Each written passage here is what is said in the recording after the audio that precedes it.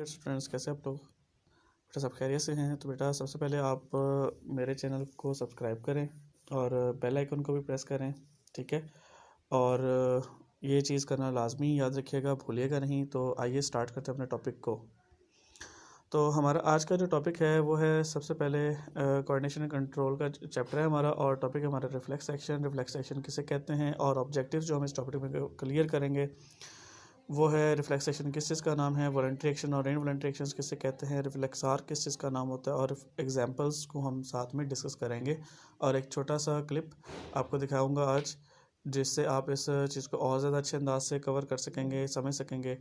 तो आइए फिर बिला तखीर इसको स्टार्ट करते हैं। तो रिफ्लेक्स एक्शन क्या चीज़ है, यहाँ पर सबसे पहले यहाँ पर कुछ बातें हैं, हम उनको डिस्कस कर लेते हैं। When central nervous system send impulses to muscles and glands, two type of actions responses यानी रिजल्ट। क्या कह रहे हैं कि जब सेंट्रल नर्वस सिस्टम जो है इम्पल्सेस को फॉरवर्ड करता है यानी पैगामात को लेके जाता है या भेजता है मसल्स की तरफ या ग्लैंड्स की तरफ, तो दो तरह के एक्शंस यानी रिस्पॉन्स वजूद में आते हैं। नंबर वन क्या होगा, कौन से दो एक्शंस हैं जी जो वजूद में आएंगे, जो मतलब उस इम्पल्स के नतीजे में पैदा होंगे। पहला ये, the higher centre of the brain control the conscious control or voluntary actions. जो आपके ब्रेन के हायर सेंटर्स होते हैं ना, वो आपके वॉलंटरी एक्शंस को कंट्रोल कर रहे होते हैं। और सेकंड ये कि when impulses are not pass to the higher centres of the brain और it results in responses which are not under the conscious control. या फिर जो इम्पल्सेस हैं जब वो हायर सेंटर ऑफ ब्रेन की तरफ नहीं जाती, बल्कि इसकी बजाय वो जो हैं आपका नहीं जाती, बल्कि वो आपका जो कॉन्शियस कंट्रोल होता है वो आपके ब्रेन की तरफ जो है वो उसको प्रोसीड नहीं किया जाता, यानी आपके कॉन्शियस कंट्रोल के अंडर नहीं होती। मतलब इसमें इन शॉर्ट ये कहना चाह रहा है कि आपकी बॉडी में दो तरह के एक्शंस होते हैं, एक वॉलंटरी एक्शन होता है और एक इनवॉलंटरी एक्शन होता है। वॉलंटरी एक्शन जो होता है ना, उनको डील करता है ब्रेन, ठीक है ना। अच्छा, अब सवाल पैदा होता है कि इनवॉलंटरी एक्शंस को फिर कौन डील करता है। देखो ऊपर यहाँ पर उसने सेंट्रल नर्वस सिस्टम की बात की है, तो सेंट्रल नर्वस सिस्टम दो चीज़ों से मिलकर बना है, एक ब्रेन और दूसरा स्पाइनल कॉर्ड। अब हमें ये तो बड़ा अच्छी तरह से पता है कि ब्रेन जो है वो हमारी पूरी बॉडी के एक्शंस को कंट्रोल करता है, हर तरह के अफ़ाल को, हर तरह के एक्शंस को, हर तरह के रिस्पॉन्सेज को, हर तरह के स्टिमुलाइज को डील करता है और उसके लिहाज से एक्ट करता है। लेकिन सवाल पैदा होता है कि इनवॉलंटरी एक्शंस कौन कंट्रोल करता है। देखो हमने जब सेंट्रल नर्वस सिस्टम की बात की थी तो उसमें एक ब्रेन आ गया, दूसरा स्पाइनल कॉर्ड। तो ब्रेन को तो हमें पता चल गया, अब स्पाइनल कॉर्ड किस लिए भाई। अक्सर हमने पिछले वाले टॉपिक्स में डिस्कस किया है कि जी ब्रेन और स्पाइनल कॉर्ड जो है वो दोनों कोऑर्डिनेटर्स हैं। कोऑर्डिनेटर्स, स्पाइनल कॉर्ड कोऑर्डिनेटर कैसे है, वो बॉडी के तमाम फंक्शंस को कैसे कंट्रोल कर रहा है। तो अब हमारे जैसे मैंने कहा कि दो फंक्शंस हैं, दो तरह के एक्शंस हैं, one is a voluntary and one is a involuntary. तो हमारे जो बॉडी के अंदर वॉलंटरी एक्शंस होते हैं ना, जो हमारे इरादी अफ़ाल होते हैं, जो हमारे इख्तियार में होते हैं, हमारे बस में होते हैं, उनको कंट्रोल करता है हमारा ब्रेन। और जितने भी हमारे इनवॉलंटरी एक्शंस होते हैं यानी जो हमारे इख्तियार में नहीं होते, उनको डील करता है हमारा स्पाइनल कॉर्ड, हरा मगज़ जिसे हम कहते हैं। तो इस बात को यकीनी बना लें। अब सवाल पैदा होता है कि स्पाइनल कॉर्ड कैसे और क्यों। बड़ी सिंपल सी बात है कि ब्रेन का असिस्टेंट है स्पाइनल कॉर्ड। जैसे मैं अपने साथ अपने किसी दोस्त को या किसी शख्स को अपने असिस्टेंट रख लेता हूँ, और क्या आपके ख्याल में मैं उसे असिस्टेंट तो रख लिया है, लेकिन मैं उसे कोई इख्तियार अगर नहीं देता, कोई चार्ज अगर उसको नहीं देता, तो फिर क्या वो असिस्टेंट के लायक है? नहीं है। तो मैं उसे असिस्टेंट अगर बना रहा हूँ तो भाई मैं उसको कुछ इख्तियारात भी दूंगा, उसको कोई चार्ज भी दूंगा कि भाई ये ड्यूटीज़, ये चीज़ें तुम्हारे ज़िम्मे और आज के बाद इनको तुम सर अंजाम दोगे, ठीक है। और इन कामों को करने के लिए तुम्हें मुझसे पूछने की ज़रूरत नहीं है। सेम इसी तरह से अगर आप किसी भी कंपनी की फ्रेंचाइज़ की बात कर लें, उसके हर फ्रेंचाइज़ का एक हेड ऑफिस भी है। जैसे हमारे यहाँ पर बहुत सारी मोबाइल कंपनीज़ हैं, बैंक्स हैं, उन सब के हेड ऑफिस भी हैं और हर शहर में ब्रांचेस भी हैं लोगों की सर्विसेज को सर अंजाम देने के लिए। तो अब ज़रा सोचें, क्या हेड ऑफिस ने फ्रेंचाइजीज़ को एम्पावर नहीं किया, उनको इख्तियारात नहीं दे रखे? उनको इख्तियारात दिए हैं। क्या इख्तियारात दिए हैं? ये इख्तियारात दिए हैं भाई कि अगर एक कस्टमर आता है तो आप उसकी प्रॉब्लम्स को सॉल्व खुद से कर सकते हैं, आप उसके फ़लाँ फ़लाँ कामों को डील कर सकते हो। इसके लिए आपको हमें पूछने की ज़रूरत नहीं है, ऑटोमेटिकली रिपोर्ट हमारे पास आती रहेगी कि आपने क्या एक्टिविटी सर अंजाम दी है। सेम कुछ ऐसा हमारी बॉडी में भी है। ब्रेन आपका हेड ऑफिस है और स्पाइनल कॉर्ड उसका आपकी क्या असिस्टेंट है। और स्पाइनल कॉर्ड यूँ समझ लें कि पूरी बॉडी को कंट्रोल करने के लिए स्पाइनल कॉर्ड के अंदर ब्रेन ने जगह जगह पर रिफ्लेक्स सेंटर्स कायम कर रखे हैं, फ्रेंचाइजें बना रखी हैं। आपके स्पाइनल कॉर्ड के अंदर रिफ्लेक्स सेंटर्स हैं। हर रिफ्लेक्स सेंटर के अंदर तीन तरह के न्यूरॉन्स मौजूद हैं। सेंसरी न्यूरॉन, ठीक है, सेंसरी न्यूरॉन और इंटरन्यूरॉन, और फिर उसके बाद मोटर न्यूरॉन। सेंसरी न्यूरॉन्स का काम होता है पूरी बॉडी से इंफॉर्मेशंस को स्पाइनल कॉर्ड की तरफ लेकर आना, और स्पाइनल कॉर्ड के अंदर जो चीफ है वो है इंटरन्यूरॉन, ठीक है, जो उसे अंडरस्टैंड करता है, इंटरप्रेट करता है और फिर उसके लिहाज से एक्शन प्रोसीड करता है, रिस्पॉन्स जाहिर करता है by the help of motor neurons. तो मोटर न्यूरॉन्स उस रिस्पॉन्स को लेके जाता है टू द इफेक्टर। इफेक्टर वो ऑर्गन्स होते हैं बॉडी पार्ट्स के जो रिस्पॉन्स जाहिर करते हैं। तो आज के बाद ये बात याद रख लें। अब हम समझते हैं कि वॉलंटरी एक्शंस के बारे में। इन शॉर्ट के जिन कामों को करने के लिए हमें सोचना पड़ता है वो हमारे ब्रेन के कंट्रोल में है, and they are called voluntary actions. For example, जैसे मैं कहता हूँ 25 + 28 + 76 + 188 इज इक्वल्स टू, तो आप डेफिनेटली आप सोच में पड़ गए होंगे कि इस सारी चीज़ों को प्लस करें तो एंड पे सम क्या आता है, तो इसके लिए आपको सोचना पड़ा, तो आपका ये ब्रेन काम कर रहा है। तो वॉलंटरी एक्शंस आपके कॉन्शियस कंट्रोल में होते हैं, आपके ब्रेन के हायर सेंटर्स उनको डील कर रहे होते हैं और उनको सोच समझ कर आप सरंजाम देते हैं। और जितने भी ऐसे काम जो अनकॉन्शियसली होते हैं, यानी कि जिनके लिए आपको सोचना नहीं पड़ता, वो आपके ब्रेन के हायर सेंटर्स उनको डील नहीं करते, बल्कि उसको डील करता है स्पाइनल कॉर्ड, और वो एक्शंस बड़े क्विक और फास्ट होते हैं, उनके लिए इतना टाइम नहीं होता कि उसके लिए सोचना पड़े।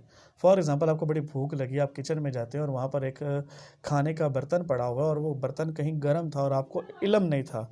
आपने जैसे उसको टच किया, आपका हाथ जला, फ़ौरन आपने बर्तन को छोड़ दिया।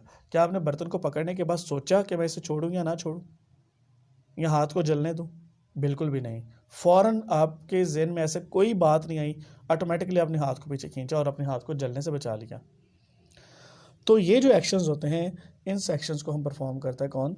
Spinal cord. अगर आप कपड़े आयरन कर रहे हैं तो बाज़ दफ़ा क्या होता है कि आयरन की जो वायर होती है उससे हमें कोई करंट लगता है, तो फ़ौरन आप हाथ पीछे खींच लेते हो। तो क्या आप सोचते हो कि मैं हाथ आ गया करंट बाई चांस, तार पे मेरा कोई मतलब वो क्रैक थी, वहाँ से मुझे कोई करंट लगा, तो आप सोचते हो कि मैं इसे हाथ पीछे करूँ या ना करूँ? नहीं सोचते। तो जितने भी ऐसे एक्शंस होते हैं, these actions are called involuntary actions, और involuntary actions are deal by the spinal cord. Always keep in your mind. तो यहाँ पर वो वही बात कर रहा है कि such responses are called involuntary actions. तो जो अभी मैंने सारी बातें की, इस किस्म के जो एक्शंस हैं ये इनवॉलंटरी एक्शंस हैं जो आपके स्पाइनल कॉर्ड डील करती है। तो sometimes involuntary responses produce by CNS is very quick. Such responses are called reflex actions. इन एक्शंस को हम क्या कहेंगे? रिफ्लेक्स एक्शंस, रिस्पॉन्सेज को। नेक्स्ट इसके बाद हमारे पास जो है ना, the pathway followed by the nerve. अब रिफ्लेक्स आर्क किसे कहते हैं? देखो, रिफ्लेक्स आर्क बेसिकली एक रास्ता है, वो रास्ता है जिसके ज़रिए से स्टिमुलाई सेंसरी न्यूरॉन के ज़रिए से आपके स्पाइनल कॉर्ड में आती है, और फिर स्पाइनल कॉर्ड में इंटर न्यूरॉन उसको अंडरस्टैंड करता है, फिर मोटर न्यूरॉन के ज़रिए से जवाबी कार्रवाई मसल के पास जाती है। तो ये जो पाथ है, ये वाला, ये सारा पाथ, जिस पाथ के ज़रिए से ये सारा काम हुआ है, रिफ्लेक्स एक्शन प्रोसीड हुआ है, इस पाथ को हम क्या कहेंगे? Reflex arc. ये इस तरह से यहाँ पर देखें, ये एक आर्क बन रही है। ये आर्क वैसी है जैसे आप मैथमेटिक्स में नहीं एंगल्स बनाने के लिए आर्क लगाते, तो ये भी तो एक तरह की आर्क यूँ बन रही है आपके पास, यूँ, राइट हो गया, यानी इस तरह से करके आपके पास एक आर्क बन रही है, राइट, क्लियर जी? तो इसको हम क्या कहेंगे? रिफ्लेक्स आर्क, राइट हो गया। तो अब आप देख सकते हैं कि जैसे इस बंदे का कैंडल पर हाथ आया, इसका हाथ जला, फौरी तौर पर इन्फॉर्मेशन गई, इंटर न्यूरॉन ने समझा, मोटर न्यूरॉन के जरिए से मैसेज आया, मसल को ऑर्डर मिला, मसल कॉन्ट्रैक्ट हुआ, उसने बाजू को पीछे खींच लिया। यहाँ पर आपको शेडो नज़र आ रहा होगा, अगर आप गौर करें तो यहाँ पर आपको शेडो नज़र आ रहा है, नज़र आ रहा है। ये इस बात को ज़ाहिर कर रहा है कि पहले इस बंदे का हाथ यहाँ पे था, फिर अब खींच के पूरी तरह पीछे हो चुका हुआ है। तो ये रिफ्लेक्स एक्शन था। अब एक सवाल उजागर होता है कि नेक्स्ट आगे एग्जांपल भी मैंने यही पुट की हुई है, एग्जांपल भी आपके पास सारा कुछ यहीं पर है। Withdraw of hand after touching a hot object. क्या होता है जब आप हाथ पीछे खींच लेते हो, जब आप किसी गर्म चीज़ को छूते हो? अब सवाल पैदा होता है कि आपको तो दिमाग से फील हुआ ना, आपको तो दिमाग से महसूस हुआ कि ये चीज़ गर्म थी, राइट? तो फिर ये क्या सीन है भाई? एक्चुअली जब आपका एक इंटर न्यूरॉन इस काम को दो सेंसरी और मोटर न्यूरॉन्स के दरमियान एक इंटर न्यूरॉन जब इन दोनों को आपस में डील कर रहा था, तो उसी दौरान यहाँ पर कुछ और इंटर न्यूरॉन्स भी होते हैं जो क्या करते हैं, इस सारी एक्टिविटी को वॉच करते हैं, मॉनिटर करते हैं और उस पैगामात को आगे ऊपर ब्रेन तक पहुँचा देते हैं ताकि बंदे को फील हो जाए कि बॉडी के साथ क्या हुआ है, राइट हो गया। तो यहाँ पर आगे ये यहाँ पर बात कह भी रहा है जो मैंने आपको कही है। The impulses is passed to the motor neuron which carries to muscles or as a result the muscle contract to the withdraw hand during it। इस दौरान ज़रा गौर कीजिएगा, मैं यहाँ पर इस बात को ज़रा थोड़ा सा हाईलाइट आपके सामने कर देता हूँ। During it, during it other interneurons transmit impulses up to the brain so that the person become aware of the pain and what happens. यानी क्या हुआ कि इस दौरान क्या हुआ कि दूसरे इंटरन्यूरॉन्स भी मौजूद थे जिन्होंने इस सारी एक्टिविटी को नोट डाउन किया और उसके बाद ब्रेन की तरफ भेज दिया ताकि शख्स को पता चल सके दर्द के बारे में और उसे ये भी पता चल सके कि उसके साथ हुआ क्या है. ठीक है, तो अब मैं यहाँ पर एक छोटा सा क्लिप ऐड करूँगा, उसको आप ज़रा देखिएगा kindly please. When a person accidentally touches a hot object, a pain-sensitive receptor cell in his fingertip detects the heat stimulus and triggers off the nerve impulse. From here, the impulse travels along a sensory nerve to the spinal cord.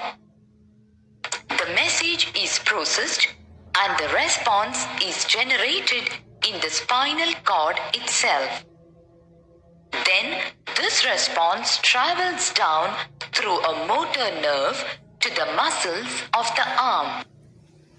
The muscles of the arm receive the response and his arm muscles contract, lifting the person's finger away from the hot object. Simple. So dear students, ये आपने यहाँ पर देख लिया, सारे इस video में भी सारे पॉइंट्स आपको क्लियर हो गए. तो ये हमारा आज का टॉपिक था. कोई क्वेश्चन हो तो आप इसमें डिस्कस कर सकते हैं सेपरेटली भी. So thank you so much. Take care. Allah हाफिज़.